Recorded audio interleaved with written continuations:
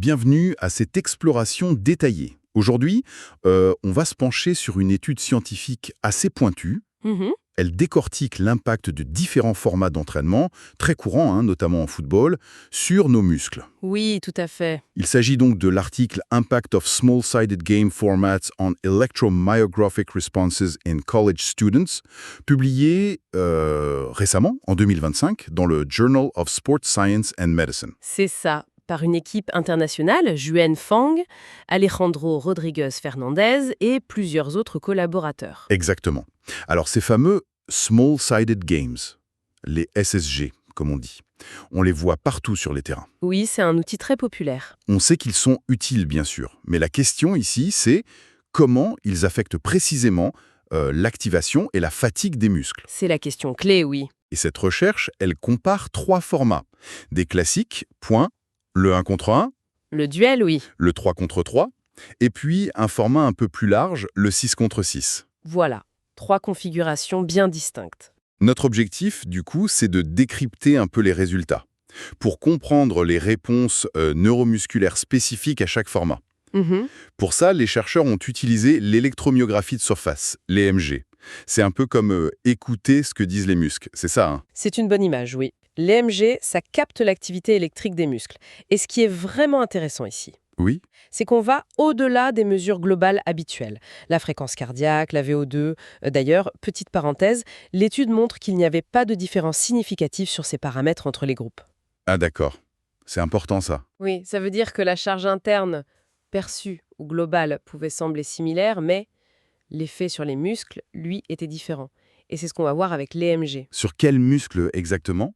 Principalement 2 muscles de la cuisse, très importants, le droit fémoral, qui fait partie du quadriceps, devant, Oui. et le biceps fémoral, un des ischio-jambiers, derrière. On va regarder comment il s'active et comment il fatigue après ces jeux, avec 2 tests spécifiques. Lesquels? Un test d'équilibre tout simple, tenir debout sur 2 jambes pendant 30 secondes, le DLS, D'accord. et un test plus dynamique, un saut vertical avec contre-mouvement, le fameux CMG. Très bien. Bon, avant de plonger dans l'EMG, peut-être un petit rappel rapide sur les SSG. C'est quoi exactement pour ceux qui seraient moins familiers? Ce sont des formes jouées, en fait, qui simulent des situations de match, mais avec moins de joueurs, et sur des terrains plus petits en général. D'accord. L'intérêt, c'est que ça augmente souvent l'engagement, le nombre de touches de balle, les duels, les décisions à prendre, tout en travaillant le physique, bien sûr. Hmm. Et j'imagine que les entraîneurs peuvent adapter plein de choses. Oui, le nombre de joueurs, la taille du terrain. Exactement. C'est ça qui est puissant. C'est un outil très, très flexible. On change les règles, la durée, le nombre de joueurs, la surface. Et on obtient des réponses différentes. On a des exemples de ça? Oui, bien sûr. On sait, par des études précédentes, comme celle de Brandes et son équipe, que si on réduit le nombre de joueurs, l'intensité physiologique, fréquence cardiaque, lactate, a tendance à monter. Logique, plus d'efforts individuels. Voilà. Et d'autres, comme Clémenté et Sarmento, ont montré que ça favorise certaines actions techniques. Plus de dribbles, de passes courtes. Et si on agrandit le terrain? Alors là, au contraire, les joueurs vont couvrir plus de distance, souvent avec plus de sprints ou de courses à haute intensité. C'est ce qu'ont montré Castillo et ses collègues. Mais qui dit intensité dit aussi fatigue, j'imagine. Ah ben oui, c'est le revers de la médaille. J'ai vu passer des études, Sparks et ses collaborateurs par exemple. Ils montraient une baisse de performance, genre hauteur de saut, juste après une séance de SSG. C'est exactement ça. La fatigue neuromusculaire, c'est une conséquence attendue. Surtout avec des formats très intenses ou de longue durée, ou des grands terrains qui augmentent la charge de course. Mm. Madison et son équipe, par exemple, avaient lié une plus grande surface par joueur à une diminution de la force des ischios après l'effort. Ouais.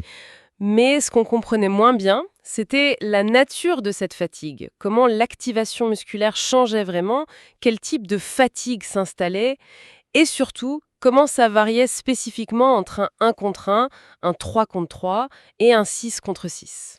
Et c'est là que l'EMG nous aide à y voir plus clair. Précisément, l'EMG de surface, ça mesure l'activité électrique des muscles quand ils travaillent. On regarde deux choses principales dans cette étude. Oui. D'abord, l'amplitude du signal. Souvent, on utilise la valeur RMS, Root Mean Square. En gros, plus le RMS est élevé, plus le muscle recrute d'unités motrices, plus il est activé. D'accord. RMS égale activation. Voilà. Et ensuite, on analyse la fréquence du signal. Plus précisément, la fréquence médiane, ou MF. Et ça, c'est pour la fatigue Fouli. Exactement. Une baisse de cette fréquence médiane, c'est un signe classique de fatigue musculaire. Et on sait pourquoi ça baisse, cette fréquence? Oui, c'est lié à plusieurs choses, notamment des changements métaboliques dans le muscle fatigué et aussi un ralentissement de la vitesse de conduction des signaux électriques le long des fibres musculaires. C'est un phénomène assez bien décrit par Bilodeau et d'autres chercheurs. Donc, pour résumer, RMS haut égale forte activation, MF basse égale signe de fatigue. C'est ça. Et l'hypothèse de départ des chercheurs était assez intuitive, on va dire. C'est-à-dire? Ils pensaient que le 1 contre 1, perçu comme très intense individuellement, générerait la plus forte activation, donc le RMS le plus élevé. D'accord. Et que le 6 contre 6, avec potentiellement plus de volume de course et de durée, entraînerait la plus grande fatigue, donc la MF la plus basse. Logique a priori. Alors, comment ils ont testé ça concrètement? Ils ont pris 60 étudiants en éducation physique, des jeunes actifs, sportifs, mais pas des athlètes d'élite, c'est précisé, tiers 1. Ok. Ils les ont répartis au hasard en 3 groupes, 20 par groupe, un groupe pour le 1v1, un pour le 3v3 et un pour le 6v6. Et ils ont fait une seule séance. Ah non, et ça c'est important, ils ont suivi un programme sur 5 jours consécutifs.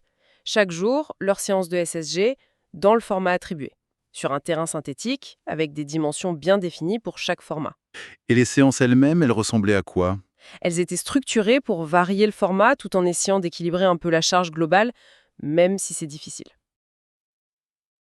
Le groupe 1v1, c'était très fractionné, 8 fois 1 minute de jeu avec 1 minute de récup entre chaque, sur un petit terrain de 10 sur 20 mètres. Intense, ouais. Le groupe 3v3, des efforts un peu plus longs, 3 fois 4 minutes de jeu avec 3 minutes de repos, sur un terrain de 30 fois 15 mètres. Ok. Et le groupe 6v6, là c'était plus proche d'un match, demi-temps de 6 minutes, avec 3 minutes de pause entre les deux, sur un terrain de 40 fois 20 mètres. Et la surface par joueur, ça variait? Oui, et c'est un détail intéressant. Paradoxalement, elle était la plus grande en 1v1, 100 mètres carrés par joueur, intermédiaire en 3v3, 75 mètres carrés, et la plus petite en 6v6, environ 67 mètres carrés. D'accord. Et les mesures EMG, c'était quand? Juste après la séance, chaque jour, on leur mettait les électrodes sur le droit fémoral et le biceps fémoral des deux jambes, et hop, ils faisaient les deux tests, l'équilibre DLS, 30 secondes, et le saut CMJ sur une plateforme de force. Et pour l'activation, le RMS, comment on compare entre Paul et Jacques? Tout le monde n'a pas la même force de base. Très bonne remarque. C'est pour ça qu'on normalise. Avant l'étude, on mesure la force maximale de chaque participant sur une contraction volontaire maximale, la MVC. Ah oui. Et ensuite, toutes les activations mesurées pendant les tests, DLS, CMJ, sont exprimées en pourcentage de cette MVC individuelle. Ça permet de comparer l'effort relatif entre les personnes et de voir l'évolution pour une même personne. C'est clair. Et on rappelle, pas de différence significative sur la fréquence cardiaque entre les groupes. Donc c'est vraiment au niveau musculaire que les choses diffèrent. Exactement. Ce qui donne tout leur poids aux résultats EMG. Bon, alors, ces résultats, qu'est-ce qu'on apprend sur l'activation musculaire? C'est là où ça devient vraiment intéressant, non? Tout à fait. Premier point, pas très surprenant, le saut, le CMG, ça sollicite beaucoup plus les muscles que le simple équilibre DLS. Logique. Le RMS était bien plus élevé pendant le saut. Et ce, peu importe le jeu qu'il venait de faire avant. Statistiquement très significatif. Ok. Mais la comparaison entre les formats après l'effort... C'est là que ça se corse. Et que ça va un peu à l'encontre de l'hypothèse de départ. L'activation RMS mesurée pendant le saut CMJ juste après l'entraînement, eh bien, elle était la plus élevée. Après le 1 contre 1? Non, après le 6 contre 6. Attendez. Le 6 contre 6.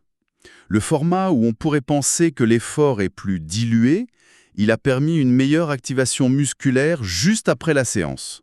Mieux que le 1 contre 1. C'est exactement ça.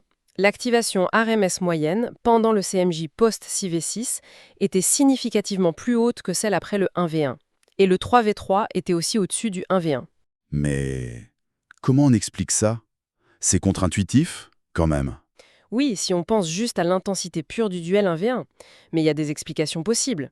La première, c'est un phénomène qu'on appelle la potentiation post-activation ou PAP. La PAP. Oui. L'idée, c'est que certains types d'efforts peuvent réveiller ou préparer le système neuromusculaire à mieux recruter les fibres musculaires juste après.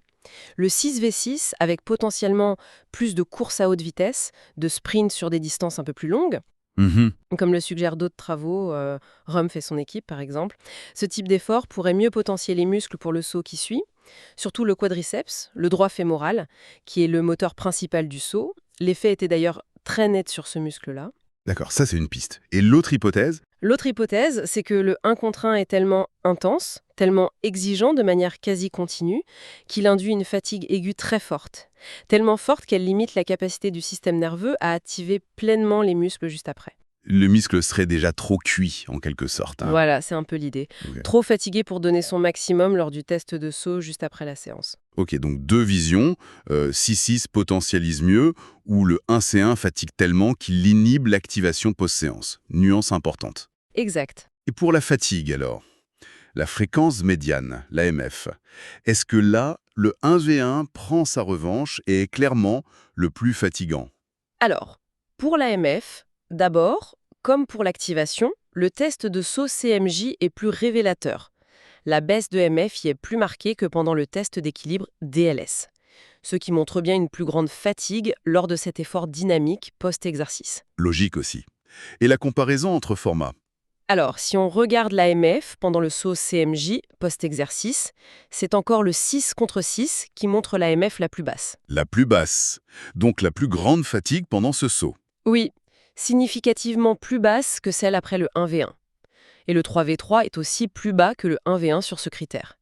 Donc pour le saut post-effort, le 6C6 montre à la fois la plus grande activation RMS et la plus grande fatigue MF. Mais c'est paradoxal ça. Comment on peut être plus activé et plus fatigué en même temps? Ah, c'est une excellente question.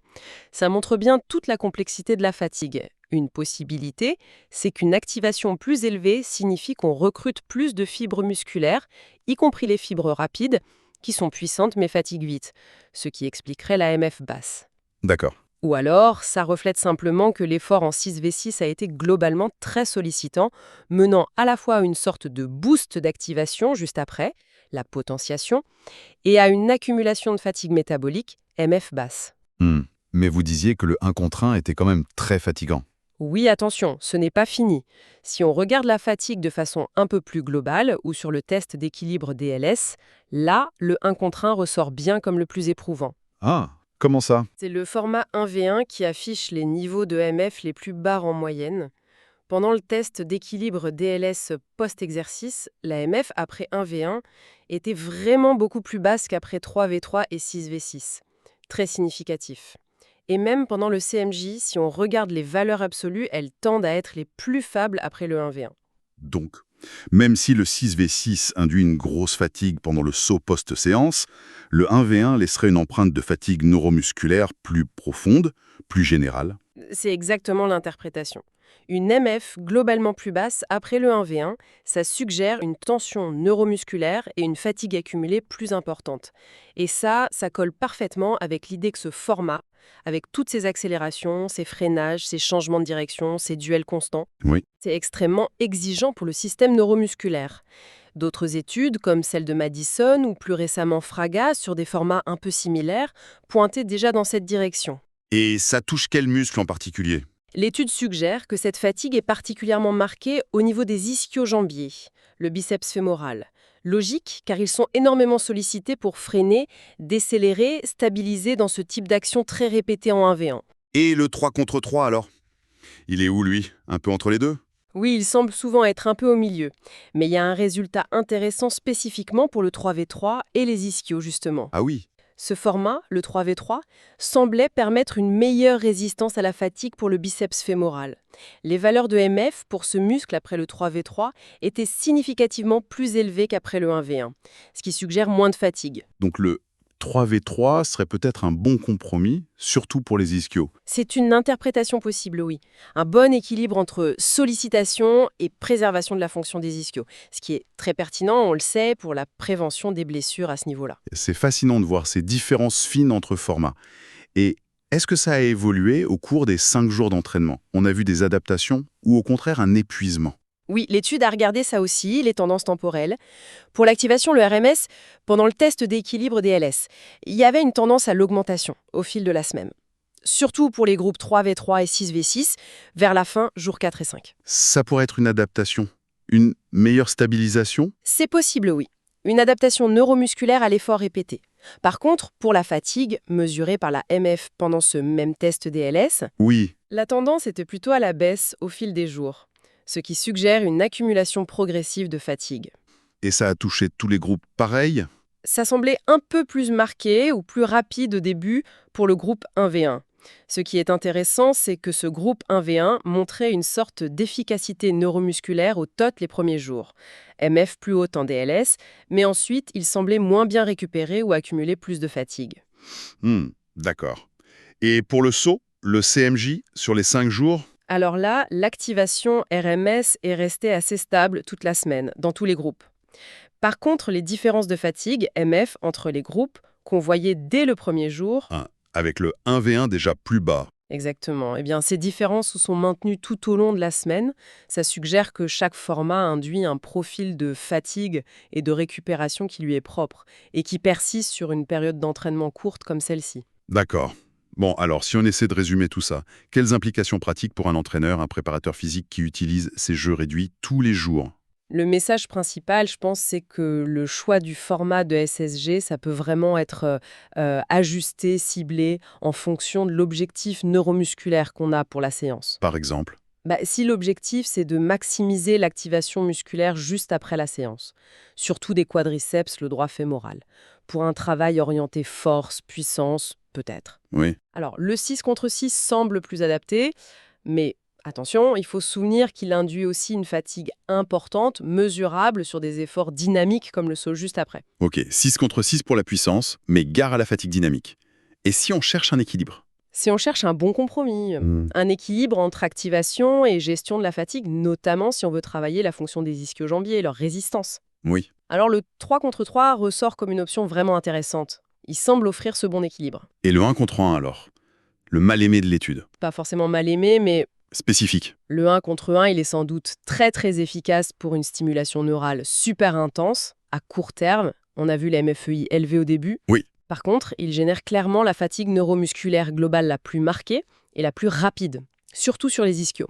Donc son utilisation doit vraiment s'accompagner d'une gestion très rigoureuse de la charge et surtout de la récupération, pour éviter le surentraînement ou pire, les blessures. Et ce point important sur la fréquence cardiaque qui ne dit pas tout. Ah oui, ça c'est crucial, c'est vraiment un avertissement fort de cette étude.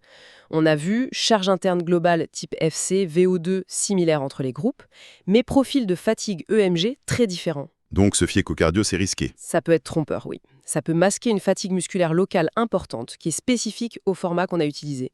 Idéalement, il faudrait croiser les indicateurs, ou au moins connaître ces spécificités de chaque format pour mieux ajuster les entraînements et la récupération. C'est très clair. Donc, si on retient l'essentiel, 1. Le 6C6 pour booster l'activation post-séance, top pour la puissance, mais attention à la fatigue mesurée pendant le saut. C'est ça. 2. Le 1C1, ça tape fort sur les muscles, surtout les ischios, à utiliser avec précaution et bonne récup. Exactement. 3. Le 3C3, c'est peut-être le juste milieu, intéressant pour l'endurance des ischios notamment. Une option équilibrée, oui. Et 4, le point clé, le cardio ne suffit pas. La fatigue musculaire locale varie énormément selon le format. Le quadriceps et l'ischio ne vivent pas la même séance. Voilà, très bien résumé, et ça ouvre la porte à la réflexion finale, qui est d'ailleurs soulevée par les auteurs comme piste de recherche future. Laquelle? Justement, compte tenu de cette fatigue neuromusculaire très importante qu'on a vue dans le 1 contre 1, surtout aux ischios, cette zone si sensible, Oui. la question qui se pose, c'est est-ce qu'une utilisation répétée, intensive, de ce format 1v1, si la récupération n'est pas optimale, est-ce que ça pourrait augmenter significativement le risque de blessure musculaire, plus que les formats 3v3 ou 6v6, même si l'effort perçu ou l'AFC semble similaire? C'est une question fondamentale pour la prévention des blessures, ça. Absolument. C'est une piste qui mériterait vraiment d'être creusée pour allier performance et santé des sportifs. Eh bien, voilà qui donne à réfléchir. Si cette analyse a piqué votre curiosité, si vous voulez voir tous les détails, les chiffres, les graphiques, la discussion complète des auteurs, on ne peut que vous encourager à lire l'article original. Tout à fait. On rappelle le titre nomié Impact of Small-Sided Game Formats on Electromyographic Responses in College Students par Huan Feng et ses collaborateurs, paru dans le Journal of Sports Science and Medicine, édition 2025. Une lecture intéressante pour les praticiens du terrain. Et bien sûr, pour ne pas manquer nos prochaines explorations de la recherche scientifique dans le sport ou d'autres domaines, n'hésitez pas à vous abonner et à activer les notifications. Merci de nous avoir suivis pour cette analyse.